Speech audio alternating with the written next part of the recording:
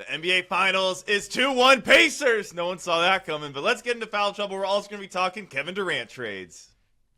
James, for the first real time in Indiana Pacers history, they are 2 games away from winning the NBA Finals, just like we all thought, right? Right? We all predicted this. Week one I think we both had Pacers as a dark horse team actually before the season. We might have rescinded it a week into the season, but we did have that before the season. Well, no one would take the time to go back and listen to those episodes to find when we did that. So I'm just going to say we had it this way all along. James, I think that this so far and is shaping up to be one of the best finals in, I don't know, since 2016 maybe. Obviously we're not there yet, but at least the game 1 and game 3 of the finals have been, I would say, better than any finals game that we've had since that one game in 2020, and then probably since 2016. 2017, maybe? Yeah, I feel like Denver Heat and Celtics Mavericks those were both pretty bad finals in terms of like competitive intrigue and actually great games. I feel like the bubble finals between the Heat and the Lakers had some great games. I want to say Bucks had some good games. Bucks so did Warriors Celtics had some good games. So I feel like this is the first final. I don't want to go all the way back to 2020. There's been some good finals games, but yeah, it's been a great series. I mean, I don't know, man. I feel like last night my confidence in the Thunder shook a little bit. Just because I always was a little like, I feel like the Thunder's offense is way too like, I mean, this is my big gripe, and I was texting my friend Kyle, who's a big Thunder fan. He's like, every Thunder possession that doesn't involve Shea is like an absolute disaster. Yeah, pretty much. And the ball is just like, so for a team that is built on depth and it's just like, oh, we have an unlimited well of guys.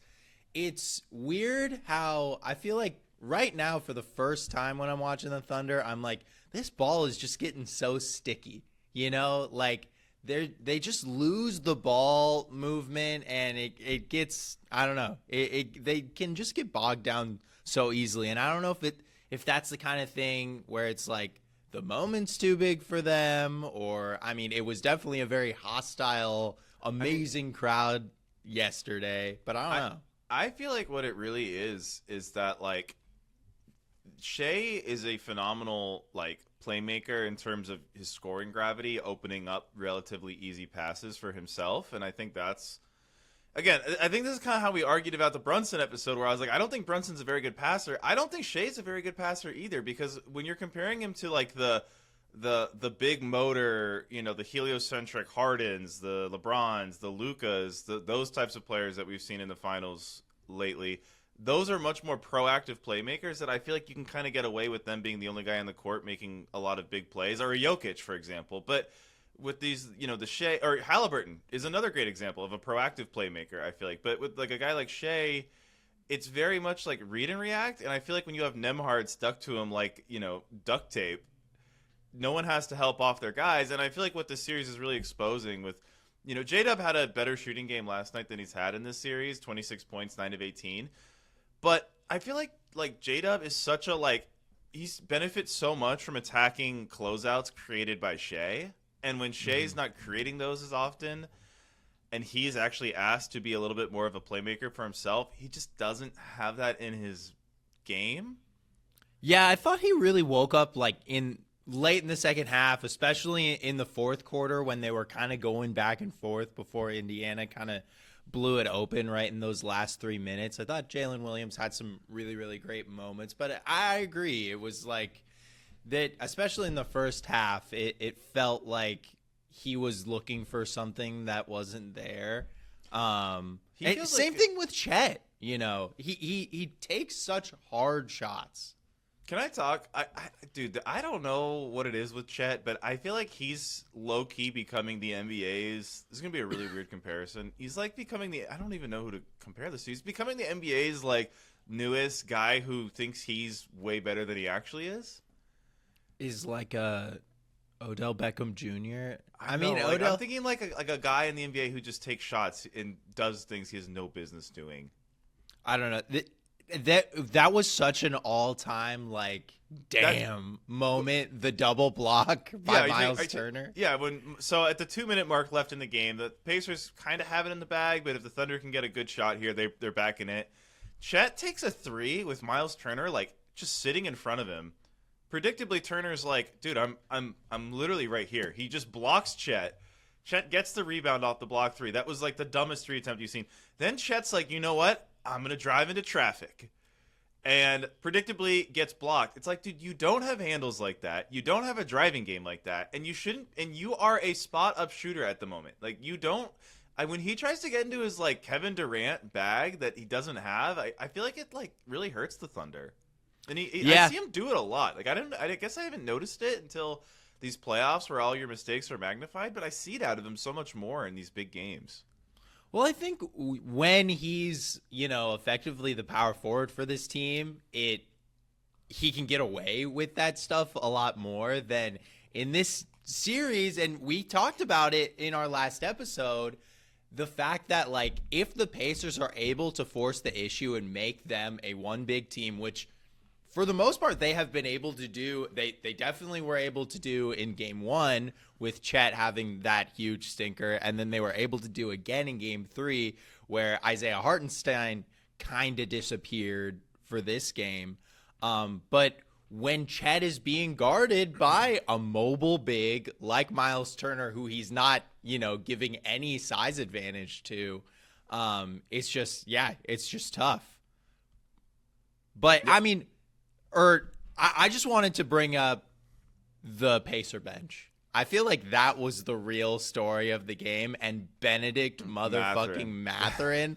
The one thing that I couldn't stop, when I was in the shower today, I was thinking about, do you remember how when Benedict Mathurin was coming out of the draft, there was all that stuff about how he was so excited to take it to LeBron. That was all, he wasn't afraid. He made such a big point. If any game showed that he is still that guy in his heart of hearts, it's this 27-point in 22-minute masterclass, 1 assist, just one of the better bucket getter off the bench NBA Finals games that I can think of. Yeah, and I think another reason the Thunder lost this game, because the Thunder is such an interesting team, because you would view them as a stacked team because of the sheer amount of defensive talent. I've been listening to some of the Ringers podcasts, and they keep saying Chet's a top 25 to 30 guy. Do you feel like Chet's a top 25 to 30 guy? I definitively don't think that's at all true. Yeah, I was thinking the same. I heard them say that too. When Zach Lowe said that, I was like, Zach, I could name 40 players that are better than Chet right now. And I think the supporting cast around Shea is so supremely talented at playing defense and forcing turnovers. I do think in a game like this where they're not forcing turnovers, you kind of see that. I don't know if this is the greatest supporting cast in the entire NBA. I still think obviously they're good enough to win the chip here, but it is interesting because I feel like they don't really have a guy like a Mathurin who off the bench is just going to come in and drop 27 points on a diet of self-creation. Yeah, saying Chet is a top 20 guy in the NBA feels very asset brain to me, because I get that, he's on his rookie contract. He is such a unicorn that it's the kind of guy where if you have the infrastructure on your team to surround him with, like the Thunder do, he is he can be a huge matchup nightmare, especially on the defensive end. But every single team in this league has stars, and I think any of those 1A initiator stars you would probably rather have than Chet, just in a vacuum. I'm thinking, think about Celtics. You'd rather have Tatum. You'd rather have I'm thinking Brown. Bottom of the league, Jazz, Markkanen versus Chet, just as basketball players, not as contracts. I'm Yeah, like, I mean, not that one's convinced a Chet's little better close. player than Marcus. Like, yeah, that's a 50-50. I feel like the Wizards is the only team you could definitively say he's the best player on. Maybe the Hornets if you're like a down on LaMelo guy. Yeah. Yeah, I mean, I think I would I don't definitely really rather know what have other- like Banchero. I'd still Yeah. rather have Banchero than him. Yeah, I don't know. Obviously Halliburton, I think at this point you'd rather have than him. Yeah, I don't know. I thought that was just weird. This weird like hyping up of. I think Chet's a very good player. To your point, like I think he's such a great piece when he's like a finishing player to the roster, which he kind of became for this Thunder team because Shea and J-Dub were already established with these great wing guys. But the other half of it is like asset wise, it's the dude that gets hurt all the time, has missed like yeah, a fourth of his career thus far to But- injury. obviously the series isn't like I think Siakam right now is a better player than Chet Holmgren. Yeah, I mean, I think he's proved that thus far in the finals. But the finals isn't really about ranking. I do think, but the whole point of why I wanted to kind of get into that though was just I think it's going to be hard for the Thunder to win these games if they're not going to win the turnover battle. They lost the turnover battle today by 4. Okay, I got a stat for you for that. Yeah. Can you tell me playoffs and regular season? Guess how many games this season they have lost the turnover battle? I'm going to guess like single digits, like 7 the whole season. Close. 11. They Ooh. have lost the turnover battle 11 times, not including Playoffs. yesterday. Yeah. Guess what their record is? I'm going to guess they're like 11, 1-10 in games they lose the turnover battle. They're 10-1. Wow. Isn't that crazy? And the one game that they have lost, or that they have lost the turnover battle and actually lost that game was game 3 in the Western Conference Finals, the game where Minnesota absolutely wiped the floor with them, won by 42 points. I was totally expecting the opposite of that. Like, that's why I looked it up, and I could not believe that. But I don't think you can get away with that shit in the playoffs in the same way. Yeah, I feel like there are certain teams that are better at punishing it than others, and I think the Pacers, just like any time the Pacers can kind of get a transition possession to Halliburton really quickly, and he can kind of see the floor, it's tough to survive those. Well, and also like the Pacers' transition defense is just like It's good. It's another thing because I mean we haven't talked since game 1, but game 1 is a game where the Pacers turned the ball over, I think, damn near 20 times in the first half and only concede 11 points the whole game off of 25 turnovers. Like, I know like a lot of those were dead ball turnovers, but like regardless, like this Thunder team is like we brought up all the historical steal stats, turnover stats. Like that is like those easy points are so important to what they do. And to talk about what we were talking about earlier, it's so important to like limiting the times where Shea's got to make something out of nothing. J-Dub's got to make something out of nothing. So like, I mean, I think that's huge to the Pacers like recipe to trying to win this series. It's continuing that success in transition defense, continuing that success in just limiting easy offense. Yeah. No, I don't know, because I think, after game 1, I was still pretty much like, I still feel pretty good about the Thunder. I still feel like Thunder could win a relatively short series. I don't know. Now there's a part of me that really feels like the Thunder in a really dangerous spot here. Yeah, I mean, one thing, I was listening to Simmons and Lowe on my way into the office today, and I thought Simmons brought up like a kind of funny Simmons-y take, but I think is true. The Thunder now are going to have to like win on the road in this series for the first time in a huge game. Like Friday's game is about as big as it gets. If they don't win, they're down 3-1, and then every game after that, it literally they're either going to be trying to win the finals or, stay alive, which is just absolutely huge. Yeah, I don't know what I feel like it's like what a consistent through line I'm seeing in these games. Like they're just having a really hard time, especially in transition. Like Siakam, like running down the court because I think that's the one issue with the Thunder team, and it's. I know people hate it when they're like, "Why do you always talk about LeBron and Luka?" But I think you saw it in the regular season. They obviously split with Boston, but the body type of player that gives the Thunder trouble is that like 6'9" forward, like a Tatum, a LeBron, like a Luka, those types of guys, like a Siakam, where it's like they can just kind of barrel down the court, be 5 inches taller than Wallace, Dort, and J Dub, and just get to the cup. And I feel like, especially in transition, where Chet's not the fastest of feet, like that's just tough for the Thunder. Absolutely. I mean, I think everybody saw that coming into the series, so I think it's very founded to say something like that, of that, like, the ability to beat them down the court and be that big. It's just like such an easy bucket for the Pacers. Yeah. Well, I think that's the thing. It's like for the Pacers, as long as Siakam can get down there during a transition, they don't even need to beat them down the court. They just have to get Siakam the ball. Yeah, get him sealed. Yeah. And he's still so good. He is so good. It's not a guy that is past his prime even. I think he's just squarely in it. And, some of those spin moves last night were making me kind of reminiscent of like the Tampa Bay Toronto season, where I think everybody was kind of down on Siakam, just kind of always clowning him that he only had that spin move. But hey, it fucking works. It is such a dangerous move.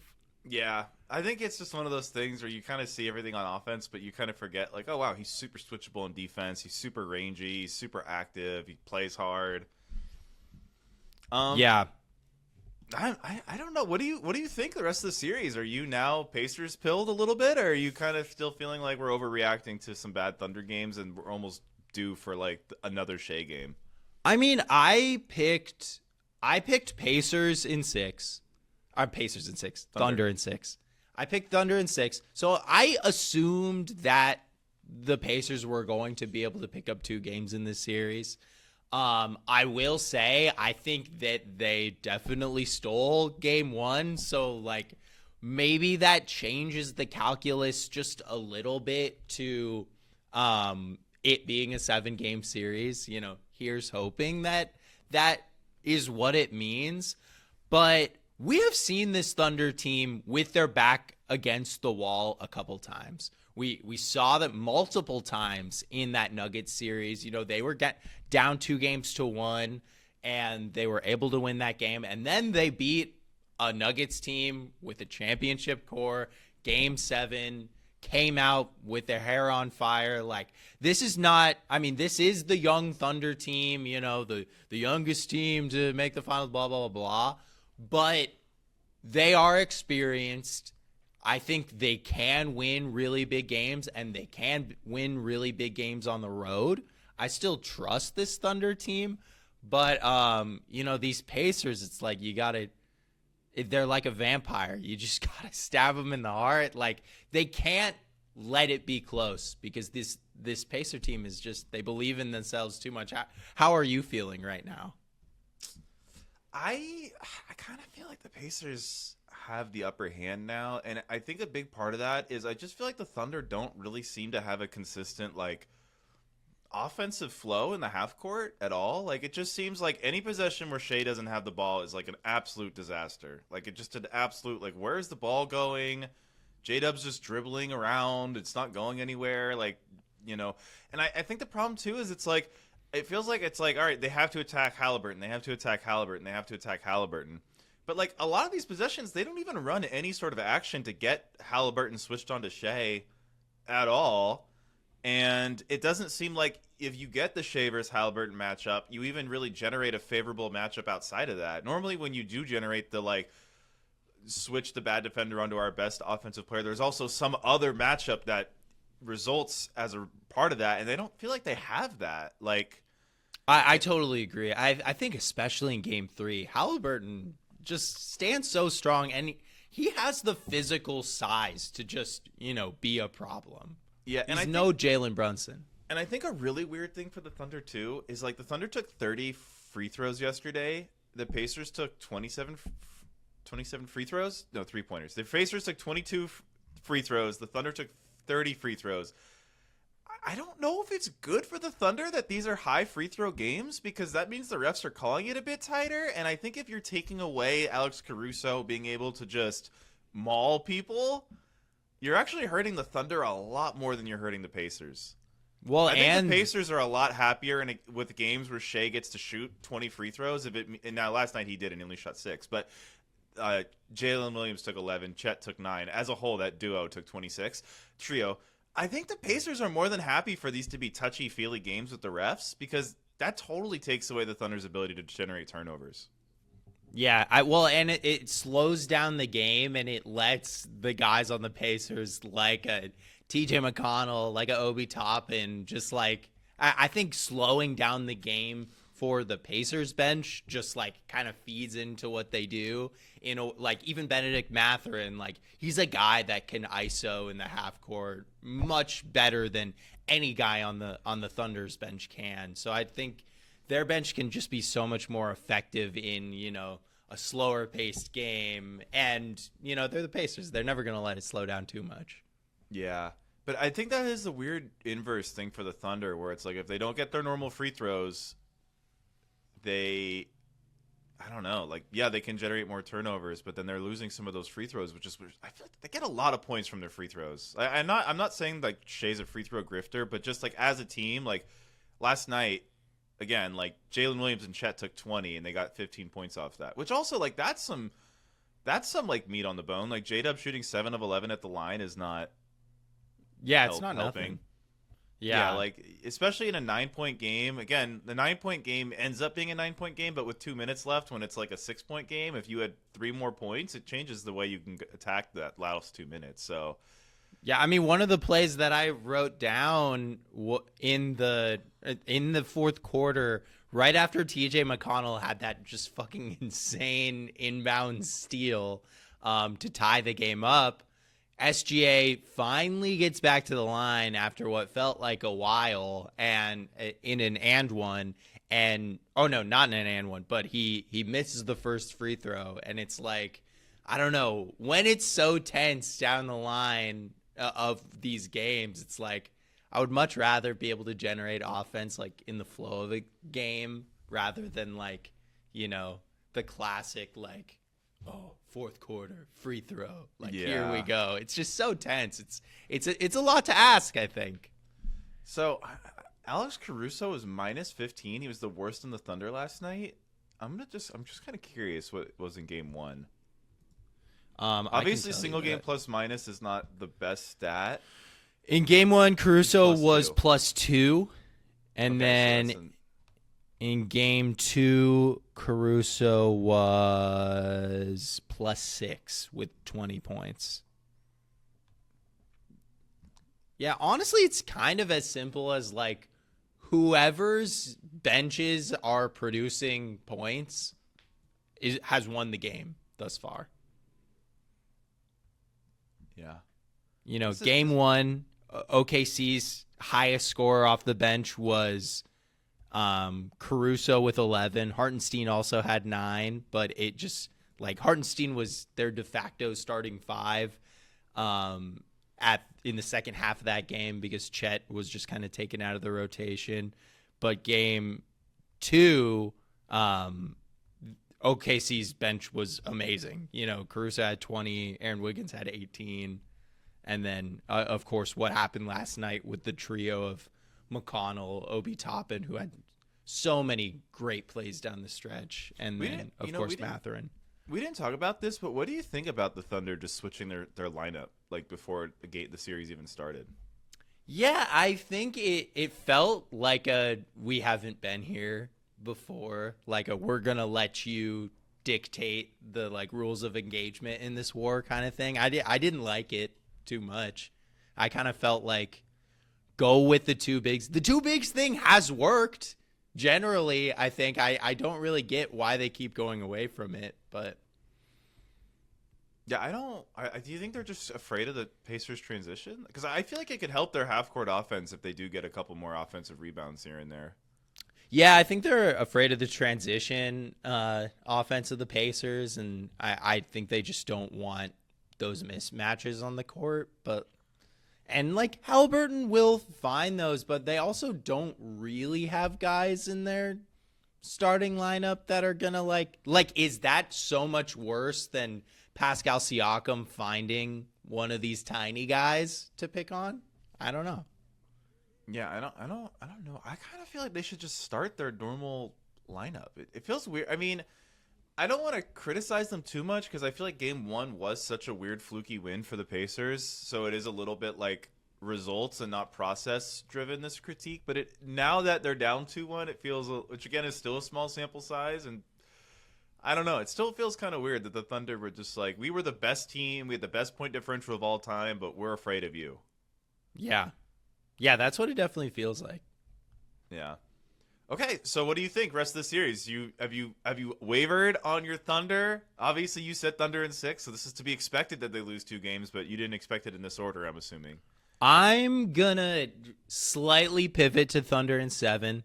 Okay. I still believe in the Thunder. I think the history writes it out. I'm still sticking with the Thunder, but I mean, I wouldn't be shocked at this point. I mean, I don't know if anyone would be. They've already won 2 games, but I wouldn't be shocked with the Pacers win. What about you? I feel like I'm being a little prisoner of the moment, Patrick. I know. I will say, imagine if we podcasted 2 days ago off of the Shai Gilgeous-Alexander 35-point masterclass. I told you, 2 days ago in the morning, I said, why does it feel like the Thunder are just going to win in 5? I think I said that to you when I walked by your desk.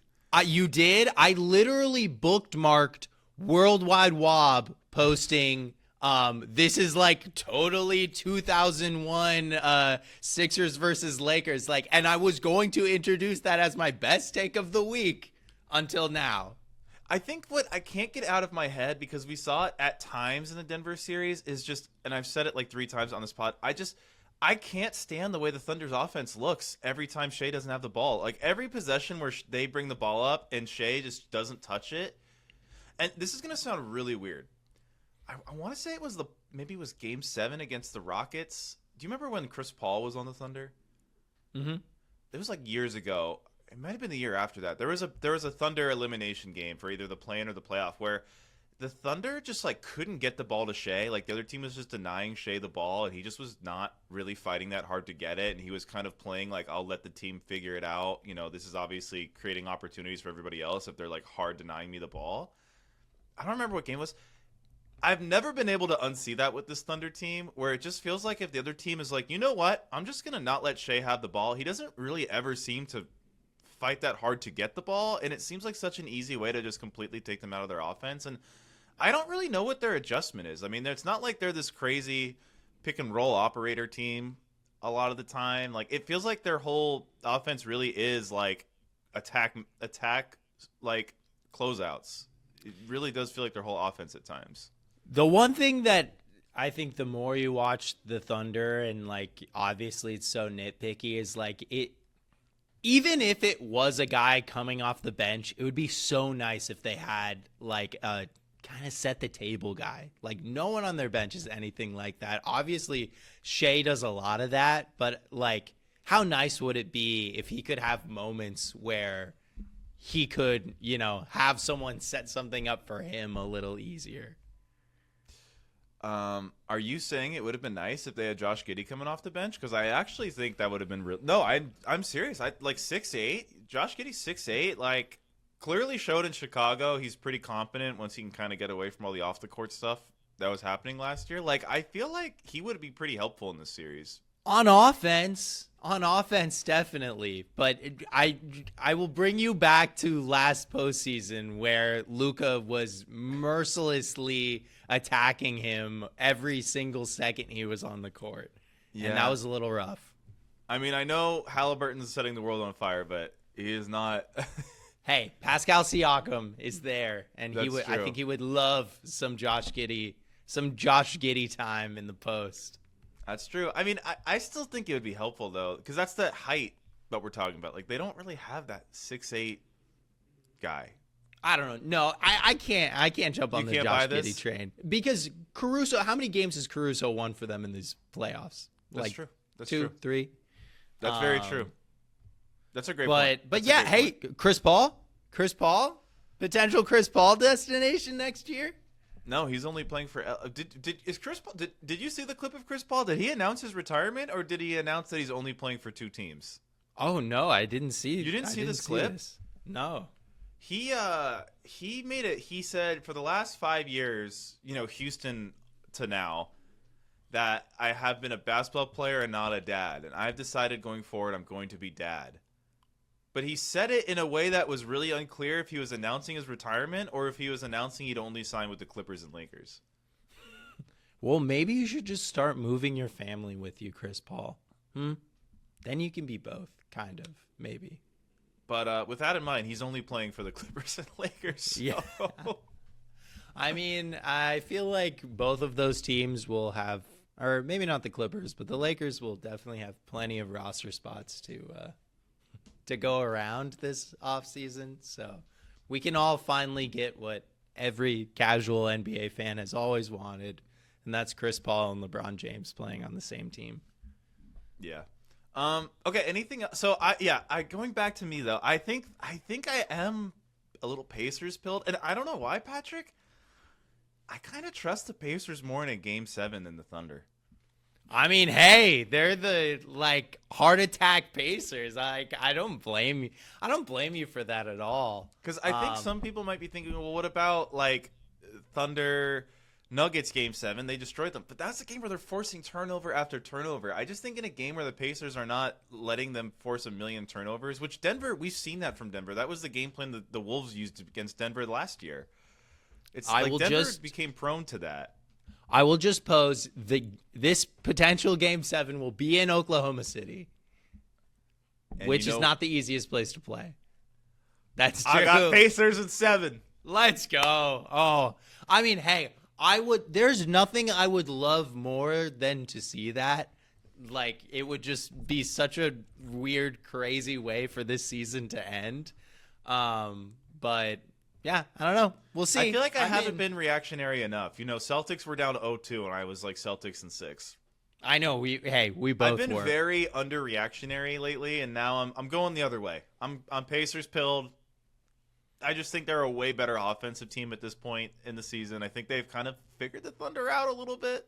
Their defense is fucking good too, yeah, and I think they're so Rick Carlisle is kicking Mark Dagnall's ass in the coaching matchup. Yeah, can we talk about how I feel like Coach of the Year has sometimes just become I don't know, you have the super ISO guy, you have a lot of great defenders. What did Mark Dagnall do other than the team's record to really be Coach of the Year? No, he wasn't Coach of the Year. But I think he should have been Coach of the Year. What he did was construct the best defense we've ever seen in the regular season, and also get the Thunder. Have the Thunder at that defensive mark without Chet and Isaiah Hartenstein for That's true. Wide swaths of the year. That's true. I remember you told me this while we were debating Coach of the Year, and I was like, that's a great point. I've already forgot it, and now think it's a great point again. Hey, that's why I'm here. That's why you keep me around. Got to keep me in check. But hey, he didn't win anyways. Who won? Oh, fucking Kenny Atkinson. What a great job he did in the playoffs. Well, he had injuries. Yeah, sure. Kind of. For a couple games. Yeah. A couple games. It's only 7-game series. Get that out of here. Come on. You're the number 1 seed. You're playing the 4 seed. You can't even push it to 6. Come on. Well, this is the Indiana 4 Pacers. 4 All-Stars. This is the Indiana Pacers. I don't know if you've noticed they're the best team in the I know. The greatest team ever to grace the hardwood. The 2025 hardwood, yeah. Hey, in the other 49 states, it's basketball, but this is Indiana. Did you know what those T-shirts meant? I had no idea. No. Did you see the T-shirts that everyone was wearing, but this is Indiana? Apparently there's this Indiana saying that it's in the other 49 states it's basketball, but this is Indiana, meaning it's a lifestyle. Like, Who it's is a notable basketball player from Indiana other than Larry Bird? Oscar Robertson. Okay. I mean, there's like a bunch of like fucking college legends like Alford. So and guys who fucking- couldn't be good enough in the NBA. Yeah. Wait, so they've got two? Yeah. I think Bro, California has like 8 active Hall of Famers right now. Yeah, but California has other things to do. You can go see So the despite movies. us having other things to do, we're still better at basketball. Yeah, maybe. Sorry, Well, Amanda. I'm guessing this saying was probably coined in like The 50s. 50s. 1983. So it was like, hey, look, Larry Bird and Oscar Robertson. That's like 2 of the 4 best players ever. Of all time. That's true. That is true. Okay, are you ready to talk some off-season shop? Yeah. So, And if you are if you're watching this and you skip straight to Kevin Durant trades, leave a comment. I'm curious. yeah, I do want to know this. It's because of all of our Suns fan listeners. So, Shams Charania yesterday tweeted the most like non-news thing ever, and that's why we're like making our second block of the whole show about it. The Phoenix Suns and Kevin Durant's business partner, boardroom CEO Rich Kleiman, have met multiple times over the past week and are sifting through trade scenarios, sources told ESPN. Teams that have expressed interest in Durant, sources said, mainly feature the Houston Rockets, the San Antonio Spurs, the Miami Heat, the Minnesota Timberwolves, and the New York Knicks. Several wild card suitors have made inquiries on Durant in the past 7 to 10 days, sources said. So basically, there's these 5 teams, but also any team could put their hat in the ring, he's saying. I saw that the Suns want a similar package back that they gave up for Durant, and I'm sorry, Suns, it's just not going to happen. Hey, wouldn't you? Wouldn't you want that? It's just not going to happen. Yeah, I don't think so either. But so ESPN, of course, I'm always, trade machining on this pod. So I thought it might be nice to have me not make the trade machine and take some of ESPN Insider's trades. James will play the role of the other 29 teams. I will play the role of the Phoenix Suns, and then we'll just decide if some of these potential fake trades, I don't know, would work for both teams. All right, who am Sound I good? first? Yeah. So first we're going with the Houston Rockets. All right. Zach Cram of ESPN, he made up this trade, and it's the Rockets get Kevin Durant, and the Suns get Dylan Brooks, Reed Shepherd, Cam Whitmore, Jock Landale, the number 10 pick, and the Phoenix Suns 2027 first-round pick. Let me know if you want me to. What do we get in this trade? Kevin Durant. That's it? Yep. No. Yeah, I mean, for me, this one is like a automatic yes for the Suns. I don't really see any scenario where they would get this much. You get the 3rd pick in the draft from last year in Reed Shepherd, Cam Whitmore, who could grow into something. I mean, you need to put the Dylan Brooks and Jock Landale money in there to make it work. But then, is this the problem with these trades? Is that you need to give the quote unquote good asset to make the trade palatable to Phoenix, but then you need the salary. I think the problem is Dylan Brooks is like too important of a player to just act as a salary filler, and then on top of that, we're giving Phoenix 2 first-round picks plus Reed Shepherd. yeah. And then, I don't know how they even feel about Cam Whitmore at this point, but he's in there too. Yeah, if I'm the Rockets, to be honest, I feel like I'm kind of okay jumping the ship early on Reed Shepherd. Yeah. They're so really stacked there. Don't really want to give up like Jock Landale before free agency without knowing what's going to happen with Steven Adams. That's the thing. I don't feel like the Thunder. Like I feel like a lot of those quote unquote filler guys are actually low key kind of like the Rockets can't really just trade Jock Landale and then watch Steven Adams leave in free agency and be like, well, that was great. Yeah, I mean, The one thing about this trade is, like, if you squint at it, the Rockets, just from their, like, playoff rotation, which I think there was a realistic possibility that they could have gotten a lot further in the playoffs this year. The only person they're swapping out Dillon Brooks for Kevin Durant. Like, if they keep this number 10 pick, I don't know that player is going to crack the rotation next year. I would assume probably not. Is that fair to assume? Yeah, it's hard to get in the Rockets rotation. They just have so many playable guys. I mean, Reed Shepherd really didn't get to. If you take away the Suns' 2027 pick, would that be enough to lock in this trade for you? I just almost feel like I need more. I just feel like you can't. I don't know. The only thing with Kevin Durant is, like, how many more years is he going to play? 2? I mean, he's Kevin Durant. Like, I could see him playing till he's, 42.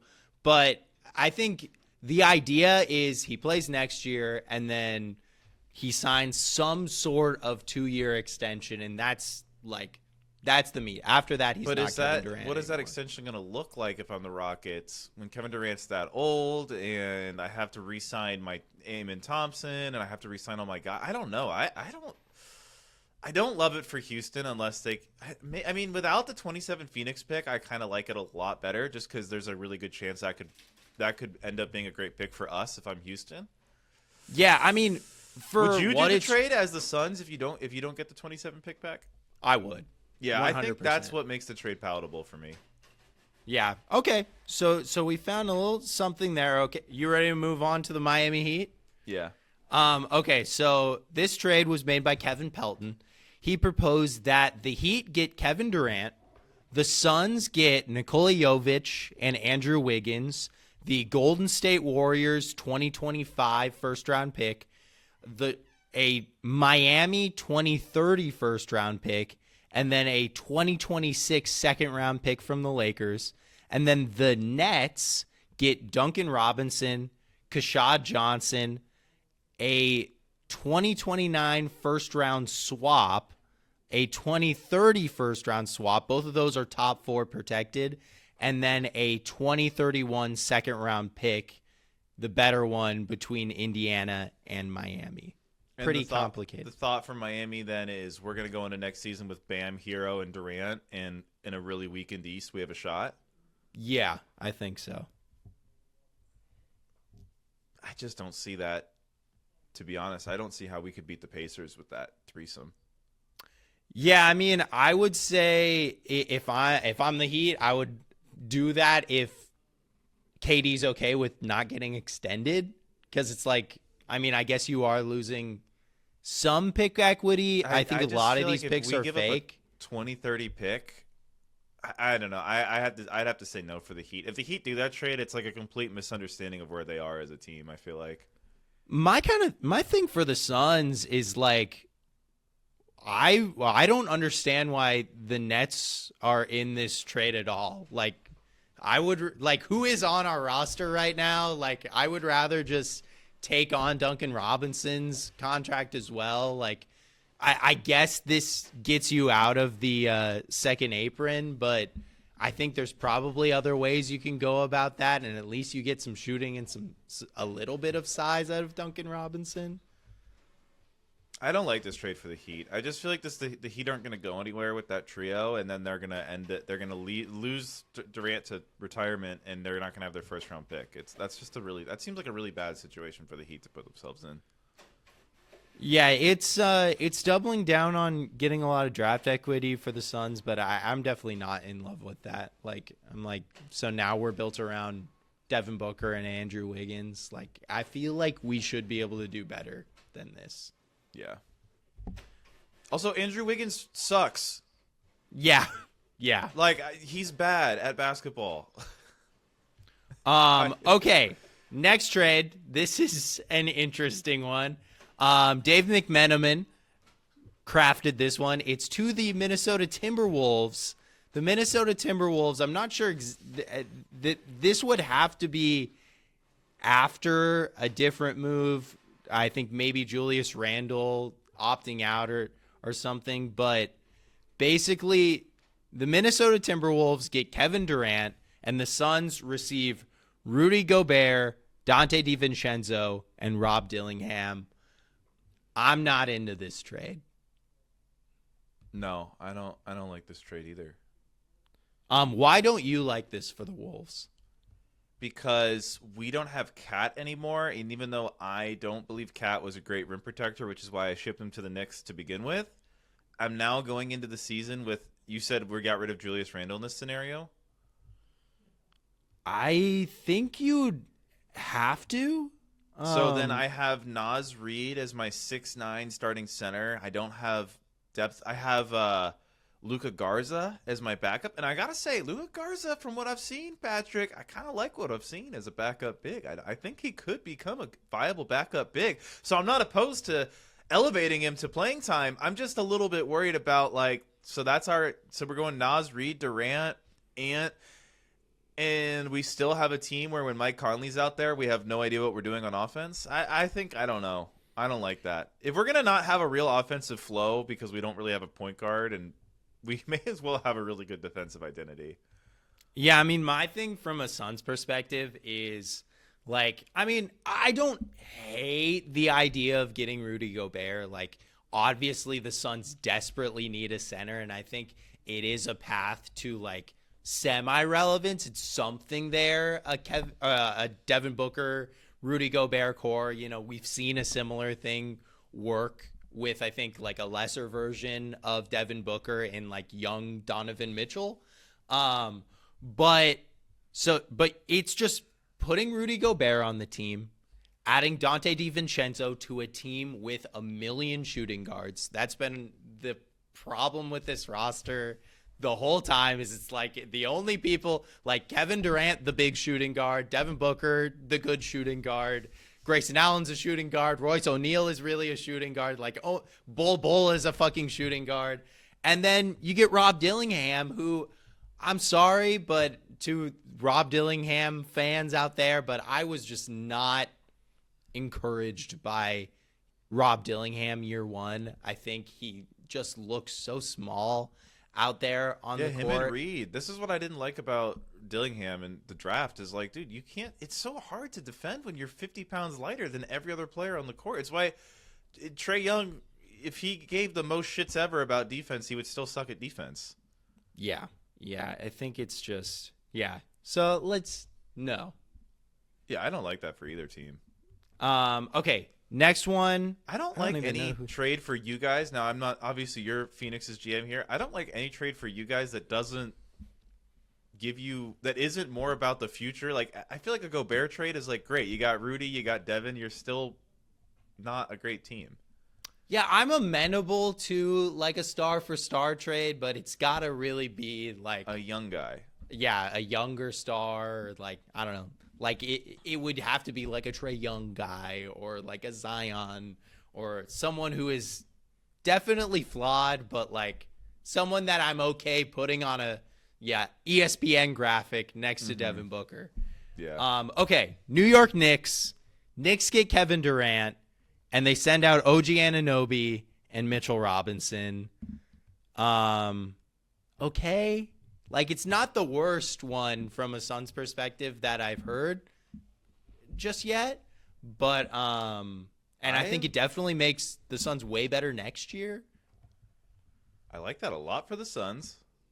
As a Knicks, it's just the two players for Durant, no draft pick, chicanery?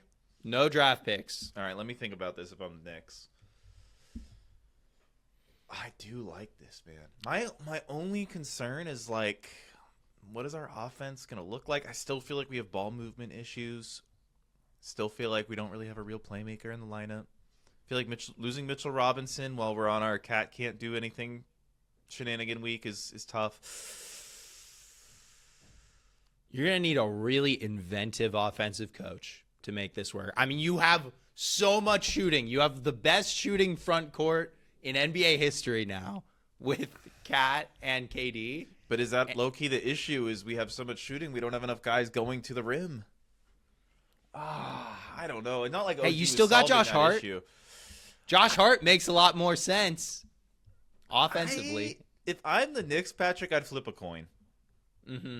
I feel that. You know what I like kind about of feel that for the same way Knicks, with the Suns. sneakily, is if the Knicks really are like, shit, this isn't the core, we might need like a 2-year pivot, the flexibility from Durant's contract situation is a lot better than OG's.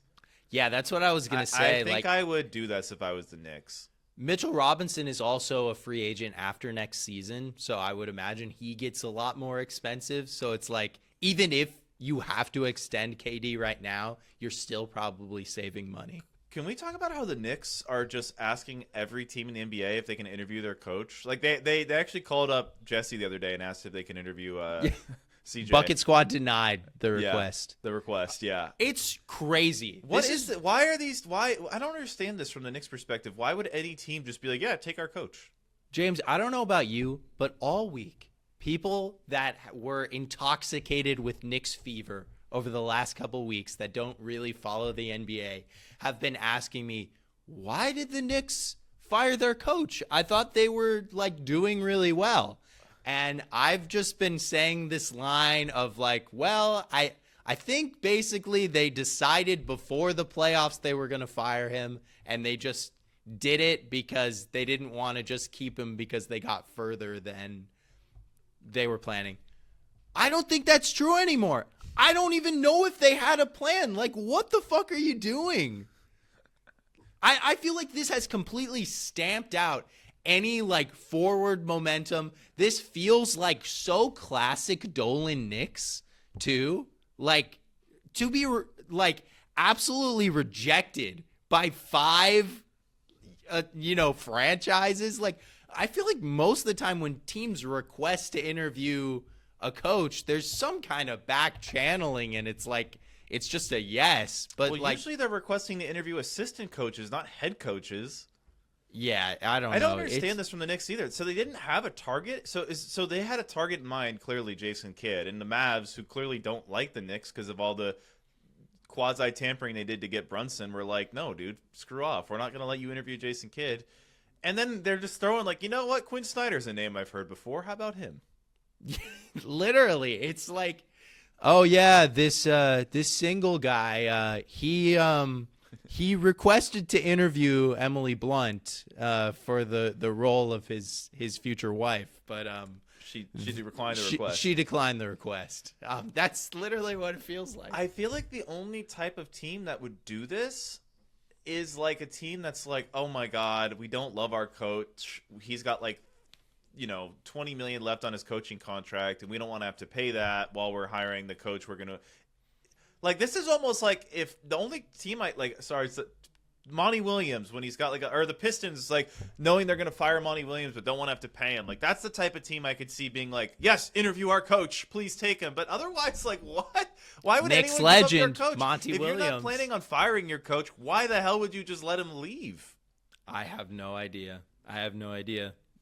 And I'm wondering, Nick Nurse feels like he's next on the list. Eric Spoelstra, maybe?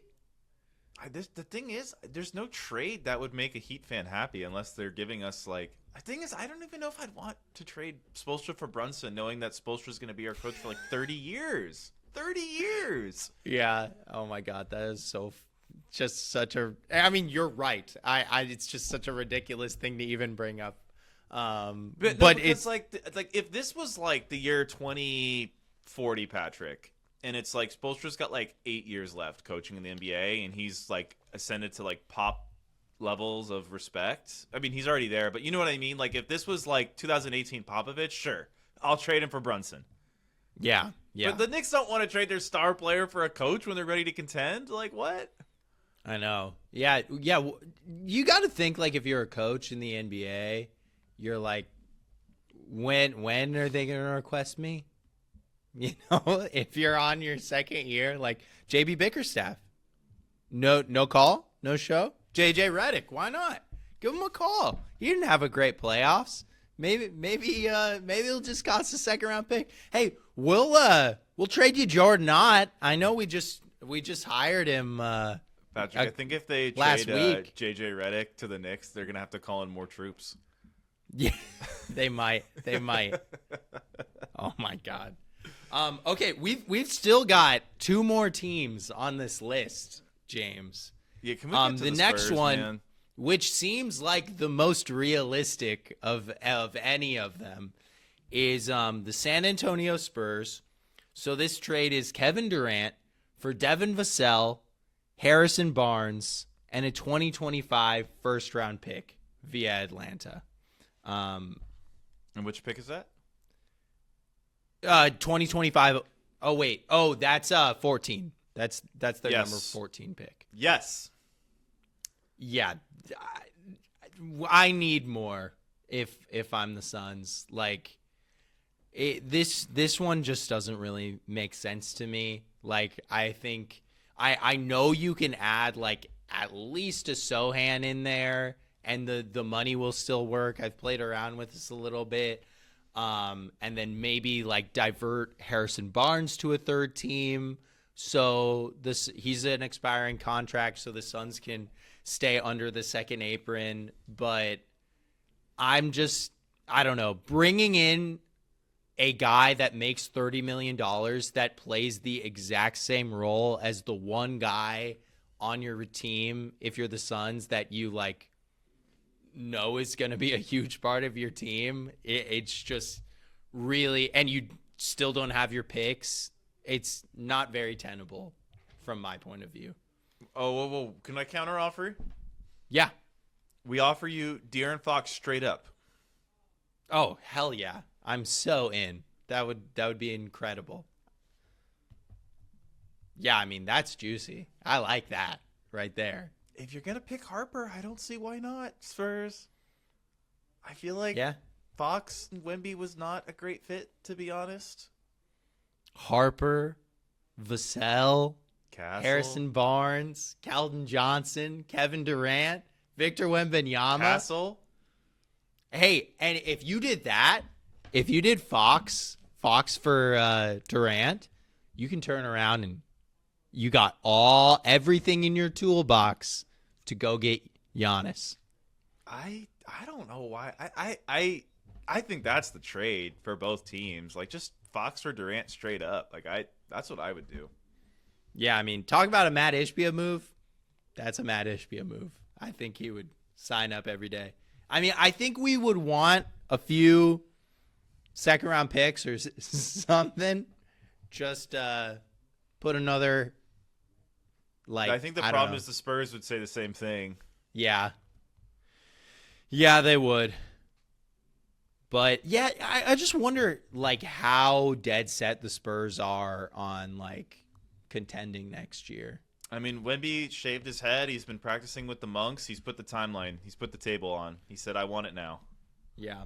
Yeah, and you know what? I think there's I do not really prescribe to the like timeline discussion of like, oh, like Giannis isn't on his timeline, KD isn't on his timeline. I don't care about this that. dude is 7'5". You do whatever you can in the years that he's healthy, because there is no promises in this world. No, especially yeah, for someone who's 7'4", 7'5", however tall Wemby is. I agree. I totally agree. I feel like the blood clotting is really scary. We saw it happen with Chris Bosh. He got it alleviated, came back next season, and it came back right away. There's no guarantee Wemby plays an 8-year career. You have to go all in. And he's good enough where you can go all in. Absolutely. Last one is a wild card. Chris Herring, Dallas Mavericks. This is so crazy. This is just would never happen. I'm so excited. Kevin Durant goes to the Mavericks for Klay Thompson, PJ Washington, Najee Marshall, Derek Lively, and a 2028 first-round pick from Oklahoma City. Every day of the week, if you're the Suns, you do that. Yeah, the Mavericks, why the hell would the Mavericks do that? If we're giving you Lively, we cannot give you a pick. I mean, it's a fake pick. Let's be honest. It's a 2028 Oklahoma City first-round pick. But, I mean, you fix your wing issue with Najee Marshall and PJ Washington. You fix your long-term center issue. Like, it's just the perfect way to build around Devin Booker. Like, yes. Yes, I don't I'm really so understand that trade for the Mavericks, though. down. Well, Kyrie Irving gets to be with his best friend again, Kyrie Irving isn't playing until December? and Kevin Durant is a Nike athlete. And without Najee Marshall in Kyrie's absence, we're kind of screwed? Yeah. Sure, yeah. I mean, hey, they have Cooper Flag now too. Yeah, he's a rookie. Yeah. I don't think Cooper, or I don't know, maybe Cooper Flag and KD would actually fit well together, but it'd be I'm not weird. worried about the front court of Flag, Durant, and Davis. That's fucking awesome. Flag, Durant, Davis, and Gafford. I'm worried about the backcourt when Kyrie is recovering from his ACL.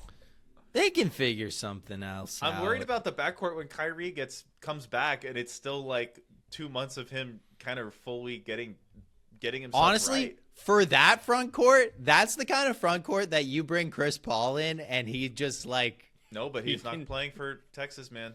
That's true. That's true. I have the Isn't quote. his Do you want the kid quote? like 18 now? Do you want the quote? Yeah. What is the quote?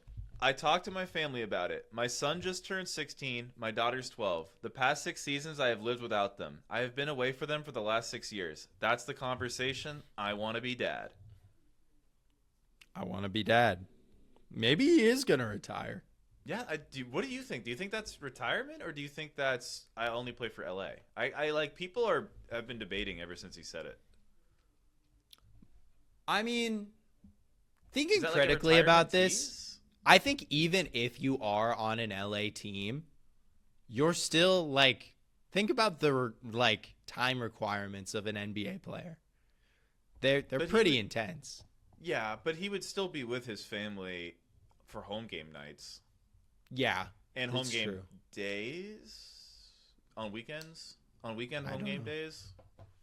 Unless you're traveling. That's true. But I do feel like the Lakers usually get a lot of those primetime Sunday 12 p.m., 1 p.m. games. Yeah, they do, those fucking assholes. You want to send in some Marines? Yeah, send in the Marines. Oh, man. To the schedule makers. You're going to send them to where is it? Like Piscataway, New Jersey or whatever? Like, Yeah. Fucking Secaucus. Secaucus, Send them to yeah. Secaucus. I don't want any of these LA wussies having the easy schedules anymore. We're only giving prime time to Oklahoma City and Indiana. I have a weird 3-team trade, and I don't know if it makes any sense whatsoever. Please share. I don't even have like the framework. The framework is basically like the Mavs end up with Fox. Somehow the Spurs end up with Kyrie, and they do like some sort of point guard. I feel like that. I don't know. I feel like Kyrie is kind of a better fit next to Wemby than Fox is, and I feel like the Spurs are kind of in a better position to let him just chill for half a season if you're gonna have Harper anyway. And Castle. Yeah. I mean, the other great thing about that is they're both on expiring contracts essentially, so you don't have to. I think Kyrie will end up being a lot cheaper to retain. I was trying to think about how this related to Durant trades, and I realized Durant didn't need to be a part of it. Yeah. I was like, I got a 3-team trade where Durant stays in Phoenix, and the Suns are involved in the trade, but they don't give up or take anything in. I've got a Phoenix trade. Okay. Bradley Beal. Yeah. This is in a world where Giannis stays. Okay. Bradley Beal, straight up, for Damian Lillard. Who says no? Lillard's contract's the NBA 2 front years office, longer. It doesn't allow you to trade injured players. Yes, they do. Come on. Who says no? I think the Bucks say no. Why? You need a running mate. Can we have a talk about Milwaukee? Like, what are they doing? I think they're retaining the generational star who doesn't want to leave Milwaukee for some reason. I don't get know. out of the first round with this team construction around him. Not that it's Giannis' fault, but with the team construction around him and his own injury history, cannot get out of the first round. So what are you doing as a franchise? Where are you going? I hear you, but I think in markets that are not LA, it's not championship or bust, especially when you have Giannis, and it's just like, look at Dallas. There were dips in the Dirk experience, but I think everyone was happy with it when it was all done. And if they can retain Giannis in that way, I think Milwaukee fans are happy at the end of the day. I feel like the Mavs were consistently better than the Bucks have been. I know the Bucks won a championship a lot earlier into the run. I don't know, man. The Bucks were so fucking good for a solid 6 years. But they only made like 2 runs. They lost to Toronto and they won the chip. And other than that, it's like first round exit after first round exit. Like they really only made 2 real runs. In the playoffs, but in the regular season, they were constantly just like super, super dominant. But the key word is were. They haven't been that in like 3 years now. Yeah. That's true. It just feels like they're really not going anywhere. And if Rudy Gobert and Durant are fetching those packages, like surely you can get something what if you got like a really good pick in this draft? That's why they need a former NBA scoring champion. To lose in the first round again. I mean, would they have won genuinely if you put last year's Bucks, who I know had like a good amount of wins, and you just put them in the West? Like I don't know. Are they the? I mean, probably not. They ended up completely having their tires fall off. It's hard to say, but I just get it. I get not wanting, like, if Giannis wanted out, they would gladly trade him. But it's starting. All the intel that I've read is like pointing to not only that Giannis doesn't actively want out, he actively wants to stay. You know what? If I'm Milwaukee's GM, what? I'm calling up the other front office and be like, do you not see this guy's temperament? If you trade for this guy, he will not leave. If you trade for this guy, he is staying with your team. This is a loyal man. This is a loyal soldier. Come on, Houston. How do you not want to trade for him? How could you not give me 6 first-round picks? Yeah. I mean, honestly, though, like I feel like Milwaukee can either completely squander this or like they could actually make a transformational trade, the type the Thunder made when they traded Paul George to kickstart their franchise into something legitimate. Hey, there's two teams that aren't doing off-season business yet. Maybe those are the answers. Maybe Oklahoma City, if they end up, fumbling this championship that should rightly be theirs, get off Chet, get Giannis, pair him with another MVP. Come on. I like that. That's what dreams are made of right there. I like that for Giannis. I like that for both teams. Like I feel like the Thunder have a war chest of assets they can't even do anything with because you can't roster more than 15 guys at a time, and you can't put talented players in the G League without them getting upset. Yeah. I mean, I like the it for Thunder both. are getting Nikola Topic back next year. If that guy ends up being good, like that's a whole nother guy. I don't even see where he gets minutes on that team. We'll never even know.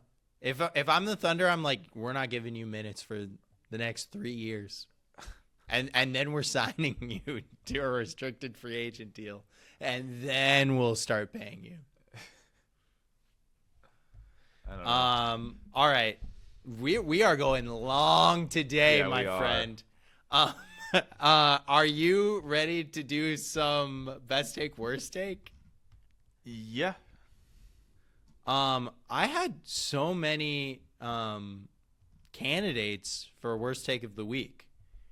One of my candidates was just the Knicks in general for not having a plan when they fired Tom Thibodeau. One of my candidates was Reggie Miller, who wore a tucked-in sweatshirt and jersey combo to the game. Did you see that? Like tucking in the sweatshirt and the jersey? He looked a little strange. That Pacers throwback's pretty sick, though. Yeah, I did like the Mark Jackson jersey. That was pretty nice. But my worst take of the week goes to our worst take MVP, the man that just manufactures every single worst take for us. Big Gil? Big Gil.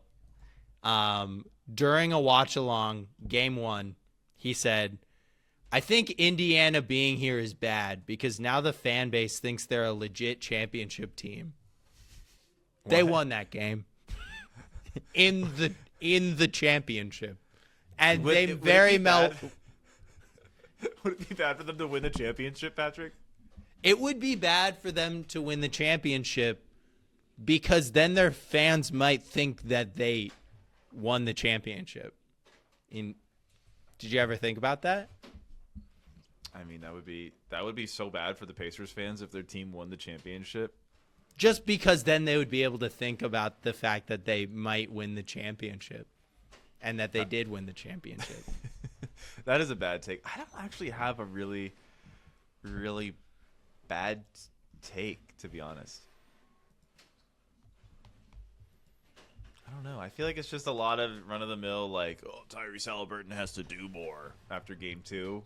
There's a lot of that. Yeah, there was a lot of that.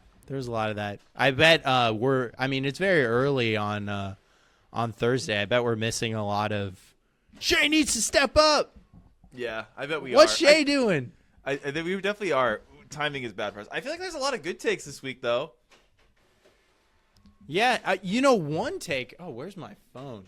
One take that I thought was interesting. Did you see? Oh, here it is. Did you see Adam Silver talking about the ratings? I thought he framed it really interestingly.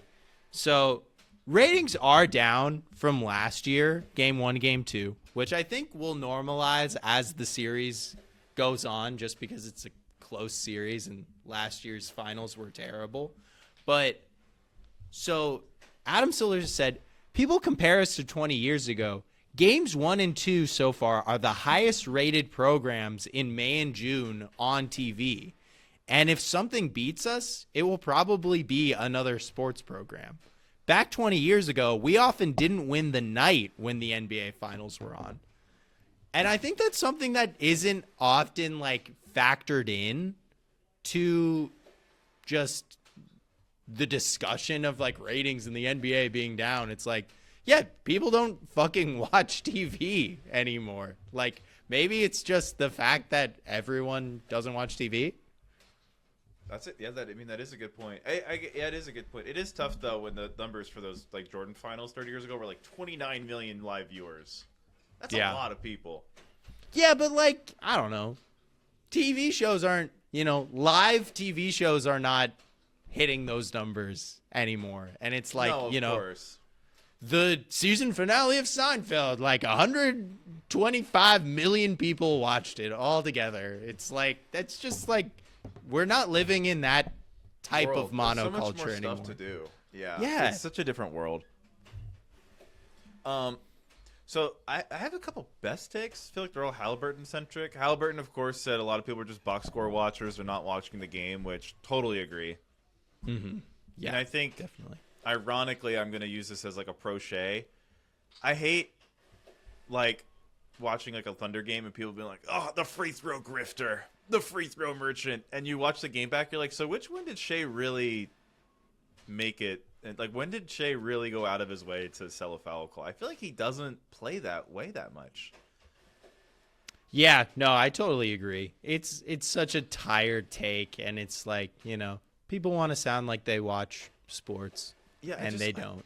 I think the thing is, I feel like what people don't understand is the best players in the NBA shoot a lot of free throws, especially when they attack the basket like Shea does. It's always been LeBron used to shoot a lot. Shea drives. Shea's led the league in drives 2 or 3 years in a row now.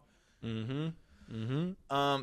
But this is an old take, so I don't know if it counts. But I think it is kind of funny, just in light of how bad the Kings have been with their team management for such a long time, ever since they had Chris Webber leave the team.